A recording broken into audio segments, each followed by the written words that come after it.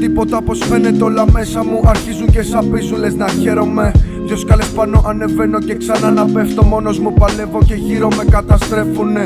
Ένα στάνταρ τσιγάρο και ένας πρωινός καφές. Τις κόμενες κομμένα όλα τα παίρνουν πάνω τους. Πριν ένα μήνα μου έλεγες πως με θες και το τσιγάρο το σβήνω πάνω στα μάτια τους.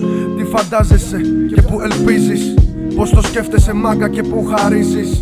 Μη ζορίζεσαι, σε λίγο θα φύγεις. Θέλω να νιώθεις άνετα πριν μου μιλήσεις. Αυτά που σου είπα μην τα πεις πουθενά. Δεν έχει νόημα μετά, με τα μπέρδεμα απλά. Ξεκαθάρισε τη θέση σου για να είμαστε καλά. Και θα δεις ότι όλα κυλάνε πιο απαλά.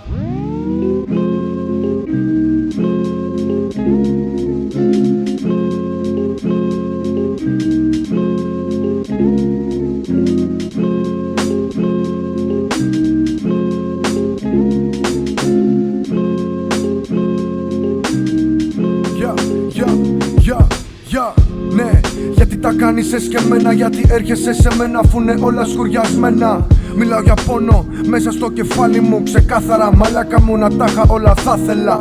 Έχω αφήσει τις εύκολες μέρες πίσω μου και ξέρω ότι ο εχθρός μου είναι ο φίλος μου. Μάθε μέσα από τα μάτια να βρεις την αλήθεια, κι αυτός κι αυτή όλοι είναι σκουπίδια.